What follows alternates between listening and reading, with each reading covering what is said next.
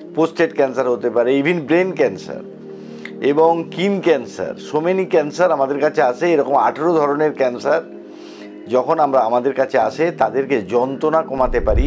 যে world health organisation বলেছে যে আগামী দিনে ভারতবর্ষ, শ্রীলঙ্কা এবং বাংলাদেশ ক্যান্সার প্রতি ঘরে ঘরে হবে। আমাদের কিন্তু জেনেটিক্যাল লেভেল থেকে হতে পারে, অর্থাৎ তাদের যদি বংশ পরম্পরায় যদি দিদা বাবা মার ক্যান্সার থাকে, তার ভবিষ্যৎ প্রজন্মের ক্যান্সার হতে পারে। এক্ষেত্রে great message to the world যে হোমিওপ্যাথি ওই সব পেশেন্টের ধাতুগত চিকিৎসা করলে তার কিন্তু ক্যান্সারটাকে প্রতিহত করা সম্ভব।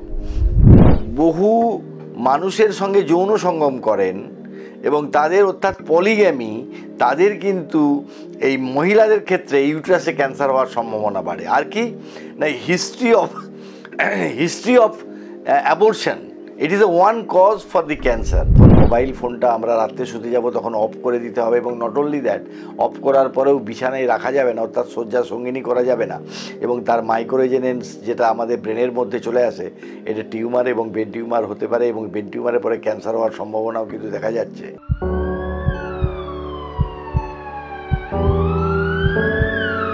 নমস্কার, আমি ডাক্তার প্রকাশ মল্লিক, ওয়ার্ল্ড ফেডারেশন হোমিওপ্যাথির আন্তর্জাতিক সভাপতি, কনসালটেন্ট হোমিওপ্যাথ। দীর্ঘ 38 বছর ধরে হোমিওপ্যাথি চিকিৎসার সঙ্গে যুক্ত আছি। আমার স্পেশাল ইন্টারেস্ট হচ্ছে ক্যান্সার এবং হোমিওপ্যাথি চিকিৎসা। এবং যদিও আমি ক্যান্সার ছাড়াও বিভিন্ন জটিল রোগের চিকিৎসা করে থাকি, তবে মূলত ক্যান্সারের পেশেন্ট আমি বেশি পাই। এবং ক্যান্সার ও হোমিওপ্যাথি চিকিৎসার উপরে ইংরেজি বাংলা দুটি বইও আমার বেরিয়েছে।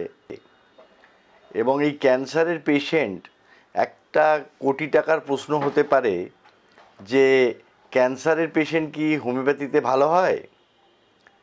এখন ঘটনা হলো, আমার এই দীর্ঘ 38 বছর অভিজ্ঞতায় আমাদের কাছে ক্যান্সার পেশেন্ট মূলত আসে যখন মডার্ন সায়েন্স ফেল করে, ইভিন তার কেমোথেরাপি শেষ করার পরে আসে। এবং ক্যান্সার একটা ভয়াবহ রোগ, এবং যখন সেই কেমোথেরাপি শেষ হয়ে যায় তখন আমাদের কাছে সেই যন্ত্রণাহীন জীবন। তা আমার এই 38 বছর প্র্যাকটিস জীবনে আমি অসংখ্য ক্যান্সার পেশেন্ট, সেটা ইউট্রাস হতে পারে, ব্রেস্ট ক্যান্সার হতে পারে, প্রোস্টেট ক্যান্সার হতে পারে, ইভিন ব্রেন ক্যান্সার এবং কিন ক্যান্সার, সো মেনি ক্যান্সার আমাদের কাছে আসে। এরকম 18 ধরনের ক্যান্সার যখন আমাদের কাছে আসে তাদেরকে যন্ত্রণা কমাতে পারি। এবং এ প্রসঙ্গে একটা কথা বলি যে ক্যান্সারের যন্ত্রণা এবং মডার্ন সায়েন্সে যে জানেন, যদি বেশি পেনকিলিং ট্যাবলেট বা ওই জাতীয় কোনো পদার্থ দেওয়া হয়, তার বিরূপ প্রতিক্রিয়া হিসাবে তার কিন্তু কিডনি নষ্ট হয়ে যাওয়ার সম্ভাবনা থাকে। কিন্তু আমাদের হোমিওপ্যাথিতে সেটা হয় না, এবং সেই জন্যেই ওই মডার্ন সায়েন্সের ডাক্তারবাবুরা সাধারণত পেনকিলিং ব্যবস্থাটা না গ্রহণ করার জন্য অনুরোধ করেন। সেই প্রেক্ষিতে আমাদের কাছে আসে এবং তারা দীর্ঘদিন যন্ত্রণাহীন, তাদের লাইফ স্প্যানটা বেশ বাড়িয়ে দেওয়া যায়।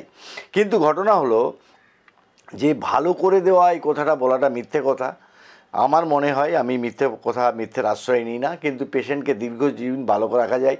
আর ক্যান্সার প্রসঙ্গে আমি এই দর্শকদের একটা কথা বলতে চাই যে ওয়ার্ল্ড হেলথ অর্গানাইজেশন বলেছে যে আগামী দিনে ভারতবর্ষ, শ্রীলঙ্কা এবং বাংলাদেশ ক্যান্সার প্রতি ঘরে ঘরে হবে।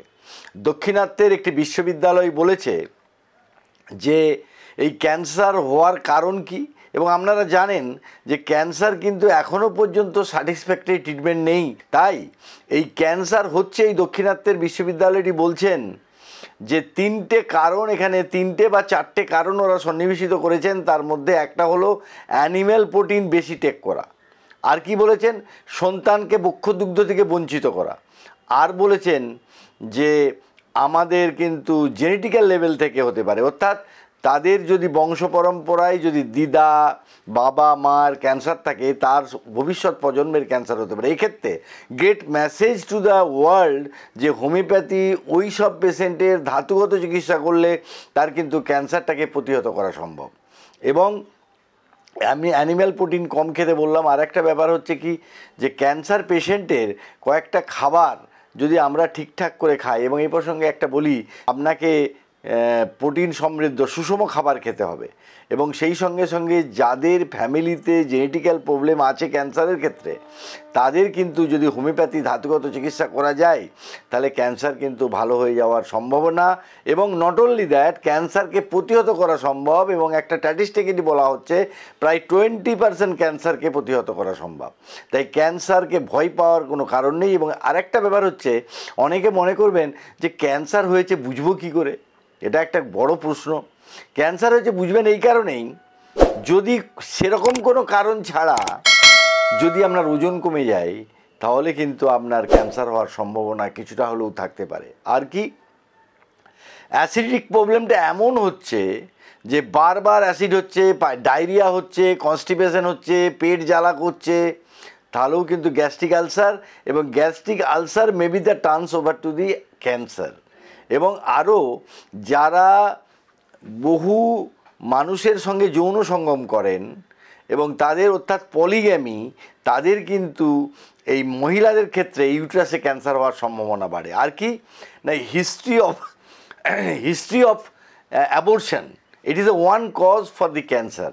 হিস্ট্রি অফ অ্যাবর্শন মানে অ্যাবর্শনের মানে যখন মহিলা গর্ভবতী হয় তার একটা হরমোনাল প্রক্রিয়া শুরু হয়, তার কারণে তার স্তনে দুধ আসে এবং তার সঙ্গে সঙ্গে তার ইউট্রাসে অনেক কিছু ফ্যাক্টর ঘটে, হরমোনাল ডিসব্যালেন্স হয় এবং সেটা যদি হঠাৎ টার্মিনেশন করে দেওয়া হয় তাহলে precipitate of the hormones of the uterus and precipitate of the hormones of the breast, it may be the chance of tumour এবং এই টিউমারটা ভবিষ্যতে ক্যান্সার হতে পারে।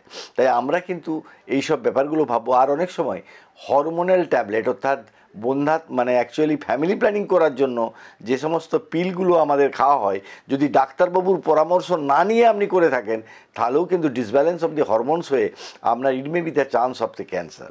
এবং সঙ্গে সঙ্গে আমাদের ব্যায়াম করতে হবে এবং জল পরিমাণ মতো খেতে হবে।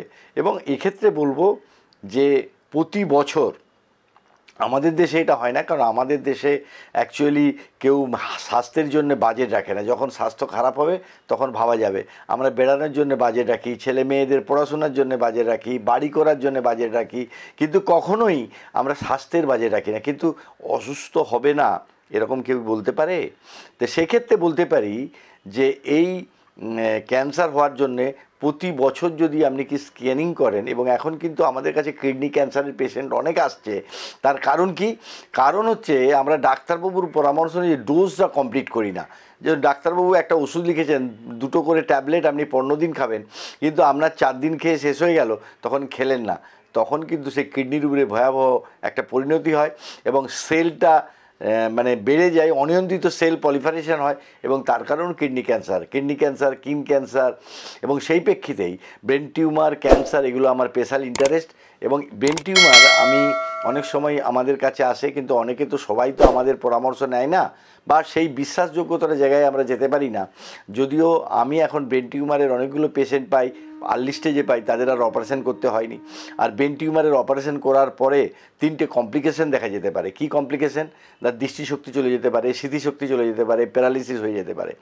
এবং এরকম অনেক পেশেন্ট তার ব্রেন টিউমার হয়েছে, আমাদের কথা শোনেনি, তারা গেছে মডার্ন সায়েন্সে, তাদের অপারেশন করা হয়েছে, অপারেশন করার পরে বলছে ক্যান্সার হয়েছে, কিছু করার নেই। সেরকমই পেশেন্ট আমার আসলে এই মুহূর্তে 10 থেকে 12টি পেশেন্ট আমার আছে যারা ভালো আছে, যাদের ব্রেন টিউমার আর রিগ্রোথ করেনি।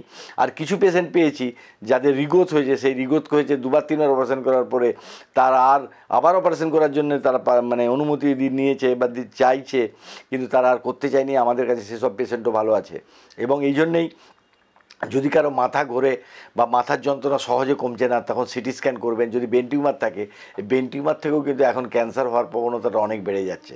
এবং এক্ষেত্রে বলবো আরেকটা কথা এখানে বলবো, এবং ক্যান্সার হওয়ার ক্ষেত্রে আমাদের যে আমাদের সভ্যতা আমাদের ক্যান্সারের দিকে নিয়ে যাচ্ছে, সেটা কি না, আমরা যে মোবাইল ফোনটা ব্যবহার করি, বাড়িতে যখন মোবাইল ফোনটা আমরা রাত্রে শুতে যাব তখন অফ করে দিতে হবে। এবং নট অনলি দ্যাট, অফ করার পরেও বিছানায় রাখা যাবে না, অর্থাৎ শয্যা সঙ্গিনী করা যাবে না। এবং তার মাইক্রোরেজোনেন্স যেটা আমাদের ব্রেনের মধ্যে চলে আসে, এটা টিউমার এবং ব্রেন টিউমার হতে পারে, এবং ব্রেন টিউমারের পরে ক্যান্সার হওয়ার সম্ভাবনাও কিন্তু দেখা যাচ্ছে। এবং সেই ক্ষেত্রে ক্যান্সার কিন্তু ভয়ের কিছু কারণ নেই। আমরা যদি সুষম খাবার, ব্যায়াম এবং মানসিক ব্যাপারটাও ভাবতে হবে যে আমরা মানসিকভাবেও কিন্তু আমাদের মনকে উন্নত করতে হবে। দুশ্চিন্তাও অনেক সময় ক্যান্সারের কারণ হয় এবং আমি অনেক মহিলা পেয়েছি, আমি আমার একটা রিসার্চের মাইন্ড নিয়ে যখন আমি পেশেন্টগুলোকে দেখি তখন দেখা যাচ্ছে যে সব মহিলারা মানে stress and strain is the basic cause for cancer বলে প্রতিভাত হচ্ছে। অর্থাৎ যে মহিলারা অত্যাচারিত, যে মহিলারা অর্থনৈতিক আর্থসামাজিক অবস্থার উপরে দাঁড়িয়ে দরিদ্রতার সীমার নিচে ব্যবহার করছে, খাবার খাওয়ার ক্ষেত্রে, ব্যায়াম করার ক্ষেত্রে মানসিকভাবে অস্থিরতাও তাদের ক্যান্সারের কারণ। তাই ক্যান্সারকে ভয় পাওয়ার কোনো কারণ নেই। ক্যান্সারকে নির্মূল করা সম্ভব এবং হোমিওপ্যাথি চিকিৎসার মাধ্যমে।